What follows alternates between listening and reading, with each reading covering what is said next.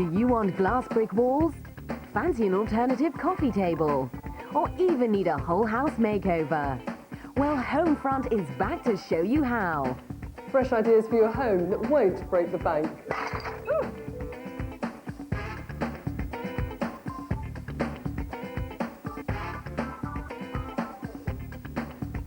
A new series of Homefront, tonight 8:30. On BBC Two.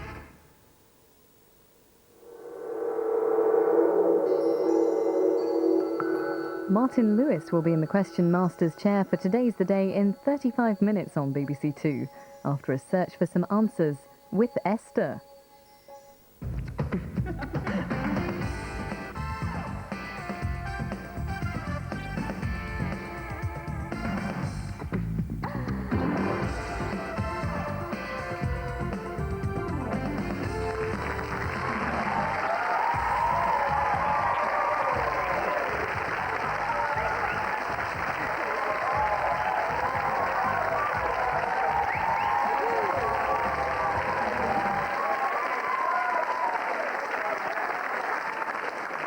Wild bunch in tonight. Today we're talking about marrying the boss, because it can cause the most terrible problems if that's what you do. In our studio today, we have lots of people who married their boss. Some of them found it wrecked their working relationship, but of course some didn't. Christopher Bellamy is the defense correspondent of The Independent.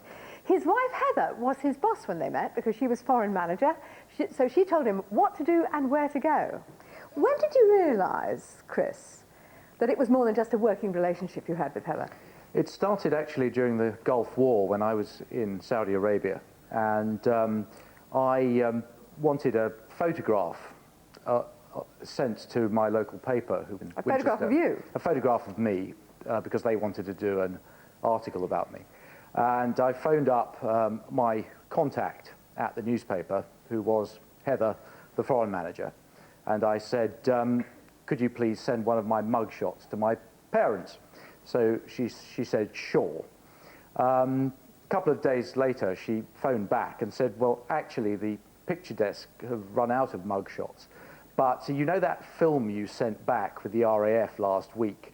Well, that had a really nice picture of you on it. It was a very nice picture. In fact, I think you looked rather hunky. So that, I suppose, was when I realized that this one was worth pursuing. Did you say that to all your reporters, Heather, or was this a particular hunky one that... Only the particularly hunky ones, but Right. Actually that's the first time I've ever told anybody that. So far. Now,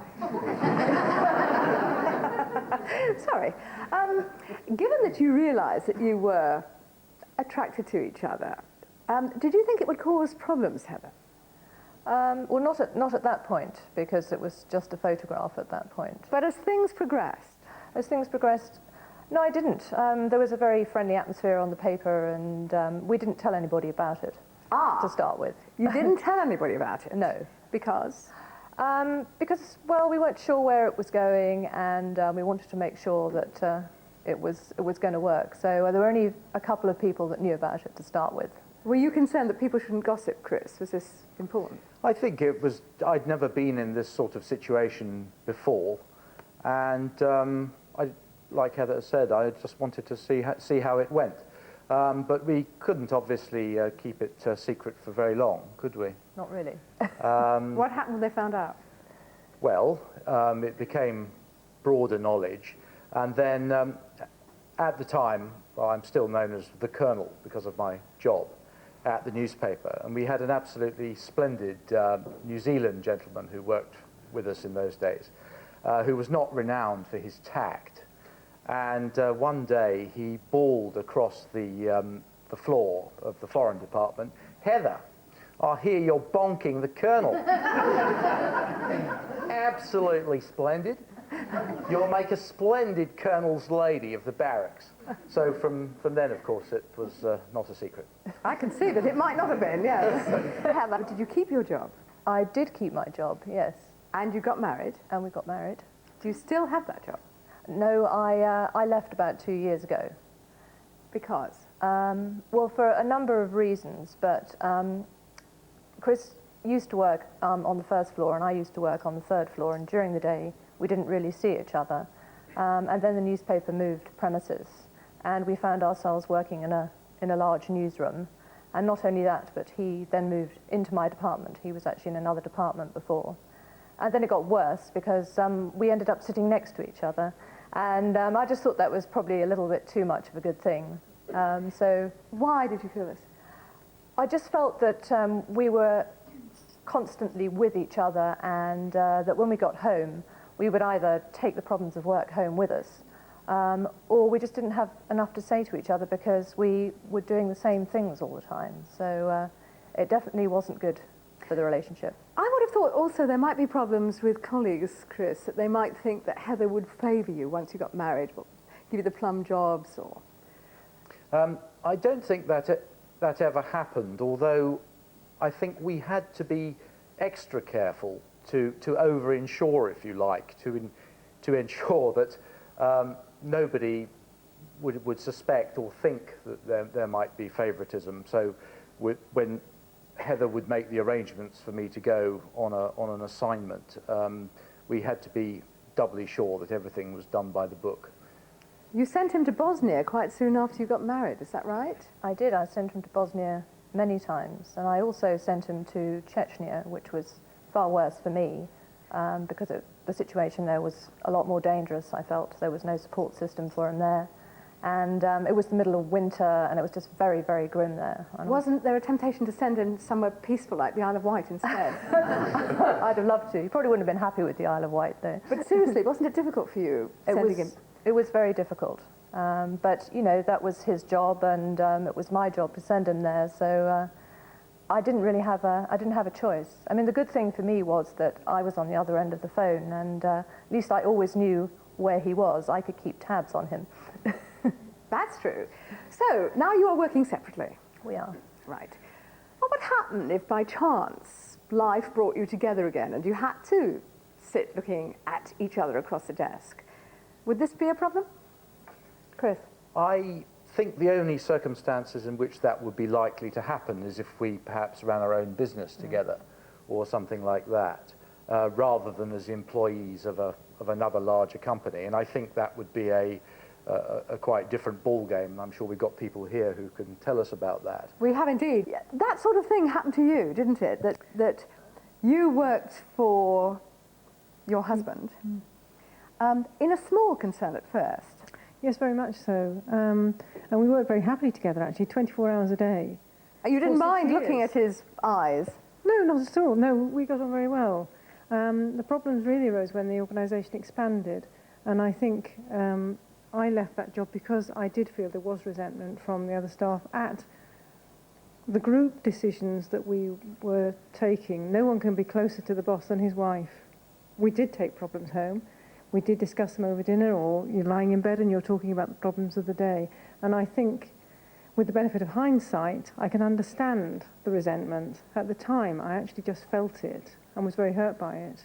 And I left the job rather than be unhappy in that situation. Hurt in what way?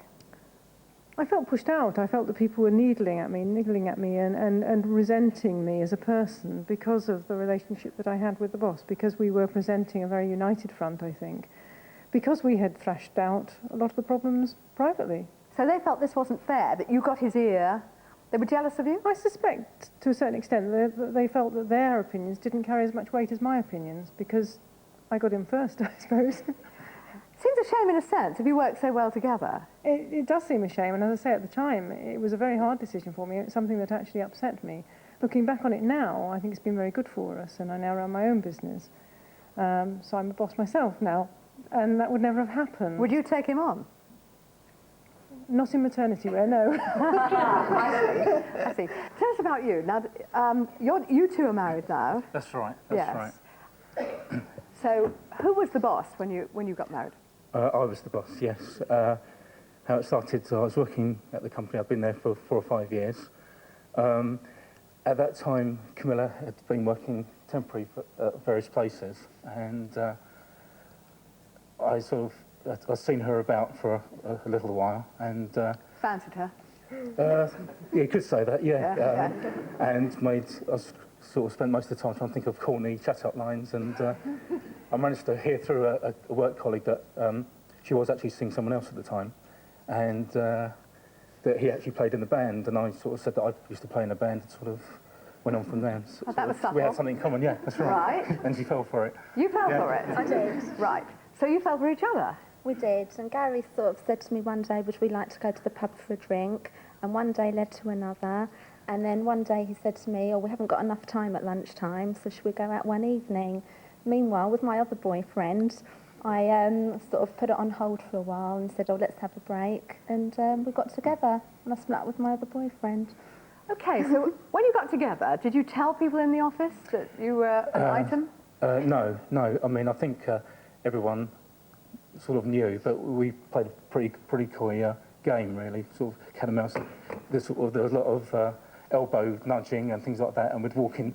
We actually had a ploy where, after we'd been for a lunchtime drink, I would go in like 2 minutes earlier, go up in the lift, sort of walk through really sort of calm, and then sort of Camilla would sort of follow in about 5 minutes later. And you must have fooled everyone that way. For the first date, yeah. So, Why did you want to keep it secret? Was it just the fear of gossip, or did you think that people might resent it if she got special treatment?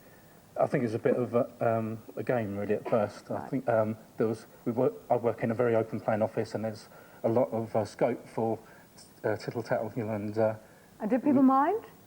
I don't think so. It was quite fun, actually, really, wasn't it? Going back into the office, you could sort of see people like looking at us and sort of saying, is anything going on? It was quite good fun. We liked it. But when they found out that we were actually seeing each other, no, they didn't mind at all. Now you're married. Yeah. that's right. Still working for him? No. Why not? I was actually temping there at the time. Right. And the contract ran out. Do you want to work for him? Not anymore. Because?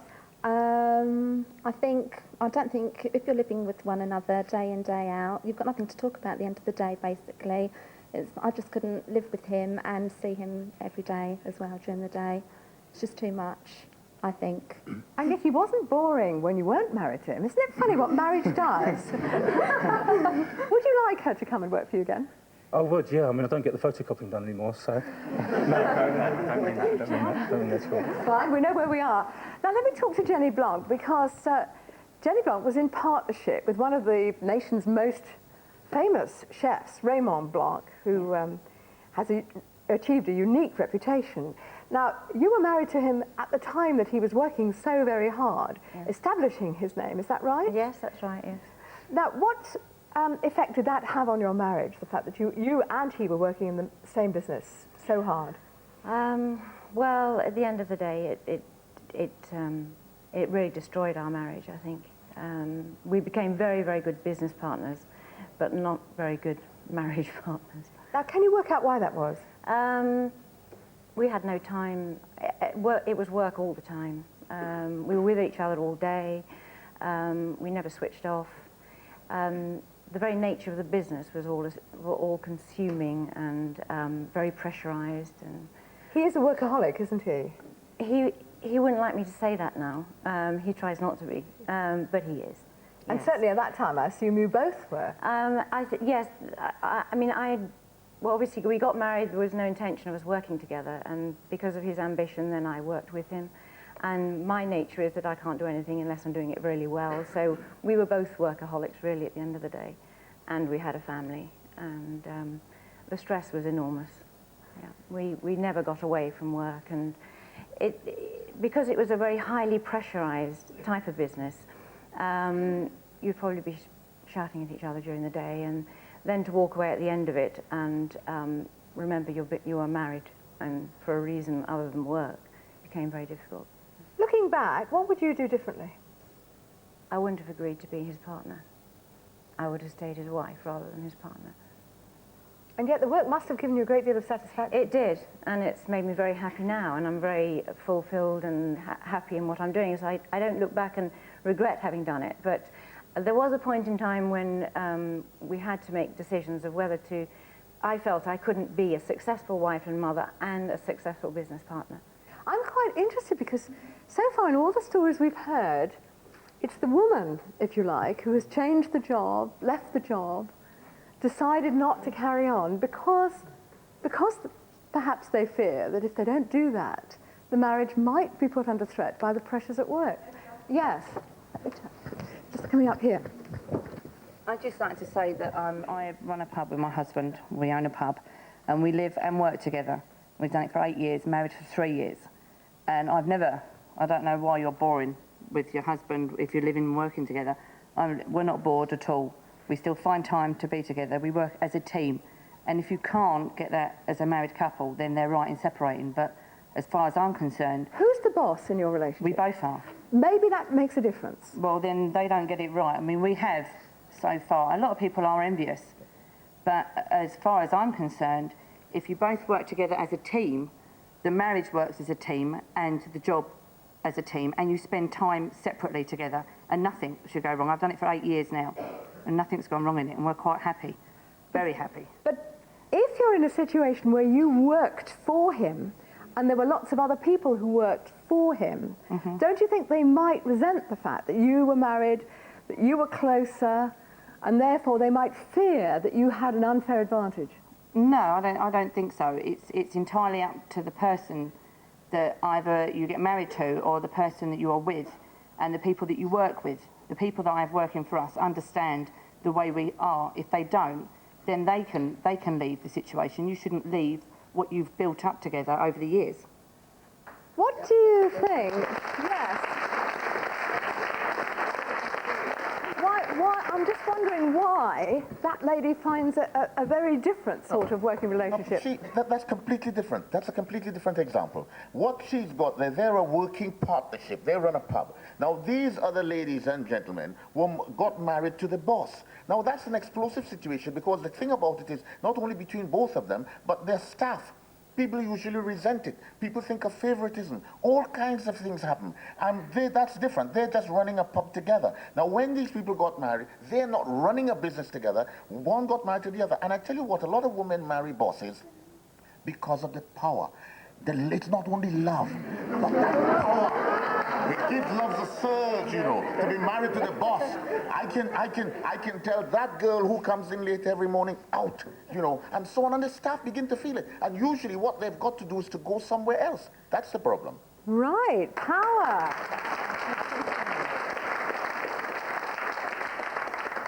Right, you're clapping, madam. You married your boss. Yes, I did. Right, and Tony, who is Tony and Guy, one of the most successful hairdressers in the country. And you were what when you met? 14 and a half, 15. You were very young. What were you doing? Yes, I just started a Saturday job in the salon, which he wasn't there then. He didn't own it. Someone else owned the salon. And I started working full-time at 15. And Tony came along and decided to buy the salon. Why? He always says, because he saw me in the salon and he said, I've got to buy this shop. True? Well, absolutely true. I saw this very attractive young girl and I thought, oh, she's nice. How do I get her? Now, we know she was nice because we have a photograph of you at the time. That's right. I was nearly now, 17. Not only were you nice, but you had the most wonderful hair. Black hair. Black hair. Was it the hair that drew you? Well, no, I mean, part of it, well, everything really. You liked everything about her? I thought she was fantastic. You know, I thought, I want to get to know this girl. How do I do it? The best way is to buy the shop. Yes, I see that it can be quite an aphrodisiac, this boss business. So, did you know his real motives when you bought the shop? No. But doubtless they rapidly became clear. I knew that he liked me. I could sense it, obviously. But I didn't have any sort of feelings in that way at all. I was only very young, so it took a few years, really. How old were you when you got married? 23. And you've been married now how long? 27 years. So it can indeed work.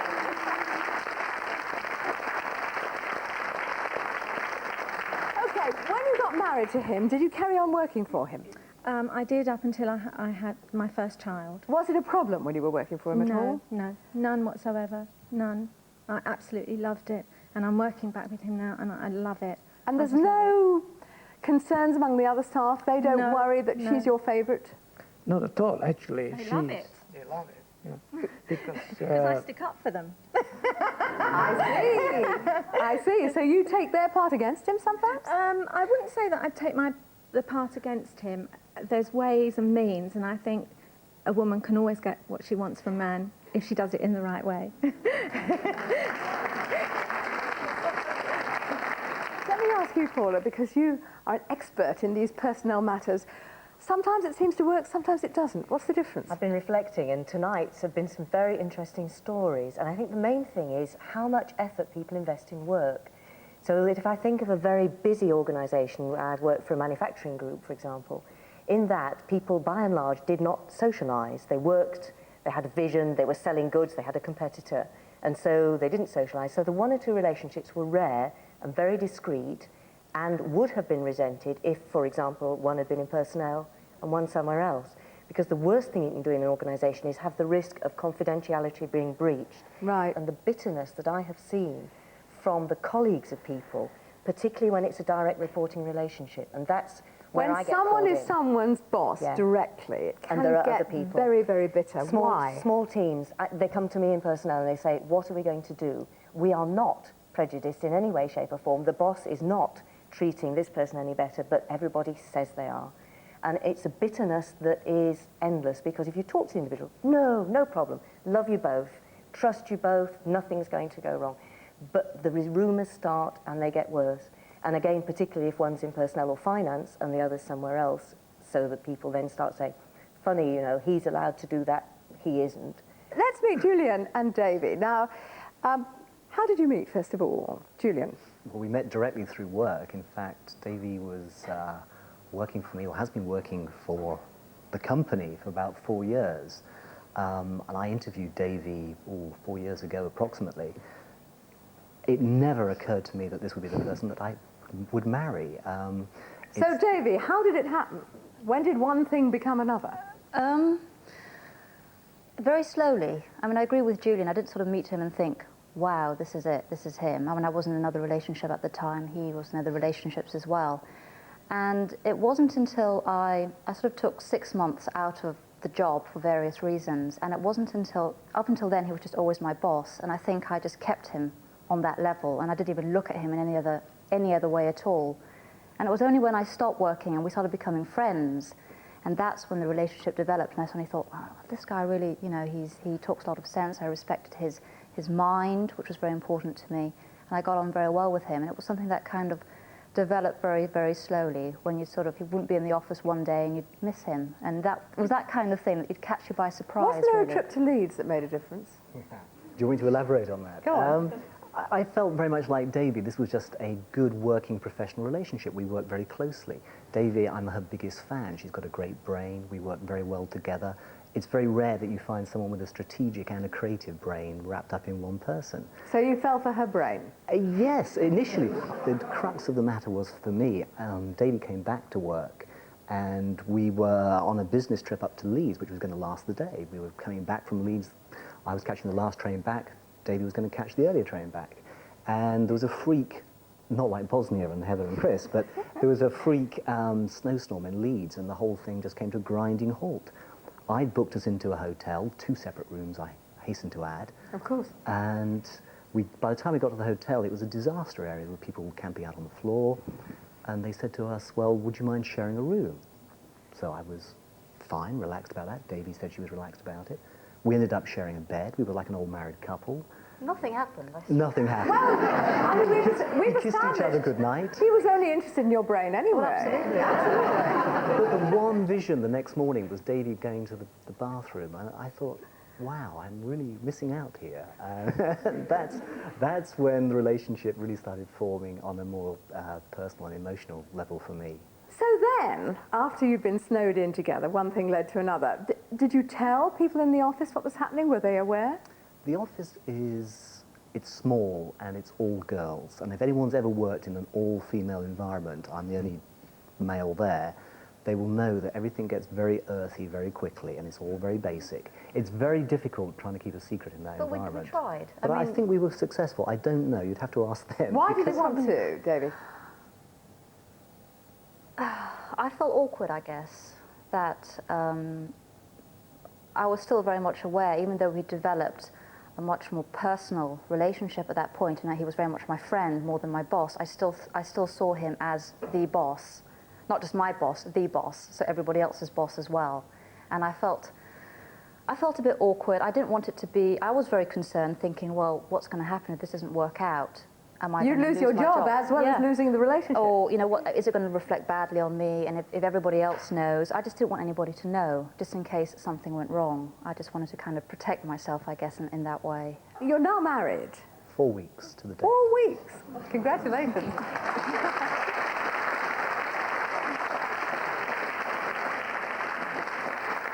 You're still working together? Yes, we are still working together. Davey's now working on a part-time basis. The business we're in, it operates very well that way. We can work on assignments on various projects. David, do you think you'll stay in this work relationship? The way it's working at the moment, it works quite well. I mean, when we got engaged and we it became official and everybody knew, I remember everybody saying to me, but you can't marry him and work together with him. I think everyone was saying this to me, and I was thinking, yeah, they're right, and I can't do that. But, and so I made a point of sort of saying, right, okay, we're engaged, I'm going to go off and find myself another job. And Julian reacted very, very badly to that. You didn't want her to go? No. You see, again, isn't it interesting? The woman thinks this isn't going to be possible, and the man says, yes, it is. But I don't think I was thinking, it wasn't so much the 24 hours a day, because the kind of work we do, it's not as if I mean, sometimes, you know, we work in the same office, we live in the same house, we share the same bed, but maybe I don't see him for 3 days in a row. That's the way it works. But for me, it was almost my own integrity in a way. If I felt if I stayed on and I was married to the boss, I'd lose out on my professional integrity in a way. Have there been any problems at all since you got married? I thought there'd be problems with our clients, because we work on, you know, with the same clients, and I felt if one day I was, you know, Davian Powdercoker, and the next day I was Davian Rodway, and they always knew him before they knew me, because I felt that would just look a bit bad, and I was very concerned in that respect. My formulation of hypothesis from hearing other people talk is that it's not about being married to the boss, it's about being married to the business. And I think there is a difference there. It seems that if the business is there, then you're both working towards that goal. And so it's a marriage of the business rather than a marriage together. But then I would sort of step in there and say, because this is his business, so he's built it up, and he just feels, and I went through a patch of finding it very difficult to kind of stop seeing him as my boss and seeing him as my partner. And he kept on saying, but it's our business, can't you see? We're now building the business, or we're working for our future, and I can't see that. I still can't see that. So you still see him as the boss at work? Yes. And at home? I'm the boss. Seems fair, doesn't it? Seems fair. You're a lawyer, is that right? Do you find that this is a difficult balance to strike between the responsibilities and duties of work and the responsibilities and duties of marriage? Yes, because I think there's an added dimension in the relationship, and that's perhaps an added responsibility to be discreet and to behave responsibly. And unfortunately, what often happens, and certainly I see the cases where it ends up like this, that one of the partners has wanted to end the relationship, the other hasn't. And unfortunately, the one that hasn't wanted to end it has behaved despicably. And there have been cases where women have been hounded out of their jobs because of the despicable behaviour of the male partner who has wanted to carry on the relationship, and using his power at work has forced that woman to leave through vile and evil means. So you've seen very dangerous situations happening when people mix business and pleasure. Absolutely, and I think there is a responsibility when a couple does have a relationship at work to be responsible and discreet, because it isn't just the pillow talk, the disclosure of confidential information, and it isn't just the issue of favouritism, although I actually acted in an equal pay case where a man brought a claim for equal pay where the secretary of the managing director was paid much more than most of the men because the MD preferred her. So gave her all sorts of wonderful trips around the world and a whacking great pay increase, and the men said, hang on a minute, what's she getting that for? But there's the added problem. I know a hairdresser that gets quite a few perks. But there's an added problem that if you've had an argument on a personal level, you bring it into work. And I think that's where employers get very concerned. And it can happen even in the best run marriage. We have another couple here who work together. You're both police officers. Are you allowed to work together in spite of the fact you're married? Yes, we are. We are allowed, although we don't at the moment. We chose not to. Why? I found it very uncomfortable. Why? Because working together, you're on the same, we've got postal radios. You can hear what the other people are doing. I could hear what Juliet was doing, but I couldn't get to her. And So if she was in danger? I might not have been able to get to her, or even if any potential danger. Did that happen? It didn't, but I was accused of following her around. Did he? Yes, he did. He tried to protect you? Yes, if I was doing a check on somebody, you have to give out your location, and I'd see him drive past the end of the road. And I'd be really cross about it afterwards. You were cross? Well, yes, because I thought it was over the top. It was like he didn't think I could do the job, but I know that that wasn't his motive at all. Were there any occasions where you actually told him that he was cramping your style? Yes, there's one time when we were actually working together, out together, and we went to a call, and the two parties to the call, one was a violent drunk and the other was some children who had witnessed it. And I went towards the violent drunk to deal with them, and he pushed me on the way to deal with the children whilst he went forward, which probably would happen quite often with a male and female officer. You know, you would, generally speaking, the female would perhaps deal with a female party, and the male officer may deal with a male person. So you were really only sensitive because it was your husband? Because it was him, yes. Ah. Yes. So do you think he's right to say it's better if you don't work together? Well, we've done it for lots of reasons. It's mostly because we've got children now, so that's the reason why. It means that one of us can always be at home to look after the children if we work opposite. We did do a job share for a while. That was quite good, where we had the same team. And that was good because whoever was at home could catch up on what had happened at the day at work from the other person. We do discuss what we've done at work Always. when we get home. We don't have when we get to the door, that's it. When whoever's been at work gets home, we sit down and talk about what we've done. So the fact that you understand each other's work is a great strength. Indeed. Definitely. Indeed, and it's why we can then talk about what we've done at work. But you still don't want to work with her? No, because I wouldn't be concentrating 100% on my job. I'll be trying to look after her. You were sort of her boss when you met, in the sense that you were the more experienced officer. Yes. When we first went out together, I would have been sort of showing her the ropes. Do you recommend marrying the boss? Do you recommend marrying the boss? Yes, I do. I think because I knew Spencer already as a working colleague, and he was somebody that I would turn to for advice, and I liked his style of working. In fact, there isn't anybody that I'd rather work with. So it's a real, genuine partnership. Let me ask a few more people. Do you recommend marrying the boss? Definitely. Because yeah, and I feel the same way as you do. With us, we talk when we get home. On a Sunday, we have everybody round. We talk about our business. And I think it's because I have been trained the same way. We're in the same business. We do the same work. Once again, problems shared. Do you, Barbara, recommend marrying the boss? I think I've got a few reservations about it, but I think if it's handled sensitively, then yes. Heather, do you recommend someone marrying their boss the way Chris has married you? Yes, I do. I mean, because you can share the problems and we can discuss problems. I know how it works at the paper, and I know I can empathise with him when he comes home, so yes, I do. Even though it's meant that you've actually left the job that you clearly did well and enjoyed. Oh, I loved it, but I've moved on and I like what I do now, so maybe I needed that kick out and to do something else. But now, I know it's only been 4 weeks, Davy, but what's your advice? Marry the boss or not? Absolutely. There shouldn't. I mean, the fact that he's my boss shouldn't really affect our relationship, and I agree with what various ladies here are saying. That it really adds another dimension as well, to be able to work and share that experience, and be able to work together. I mean, I sort of pity other relationships where they don't have that work to talk about. It's an extra dimension that bonds us together, and it's great. So yeah, recommend it.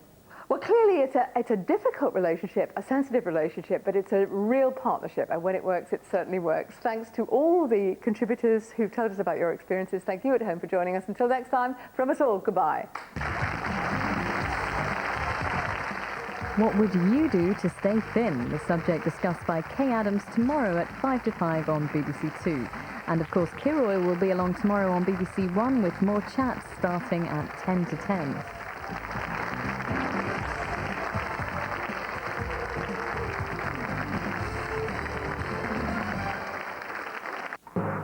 A boy of no consequence. I shall give him my name. Cursed by scandal. Your daughter, sir, my niece, is surrounded by the boisterous brutality of mere country boobies. Blessed by charm. Mr. Jones not one of the most handsomest gentlemen there ever was. Loyal and true. Indeed, indeed. What signifies him being base-born when compared with such qualifications as these? Daring and devilish.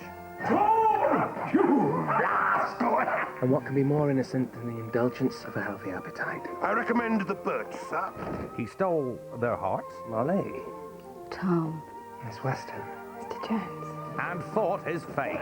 Do you insult me with the misfortune of my firm? An all-star cast in the classic adventure, The History of Tom Jones, a Foundling. Rascal! The tale begins this Sunday at 9 on BBC One.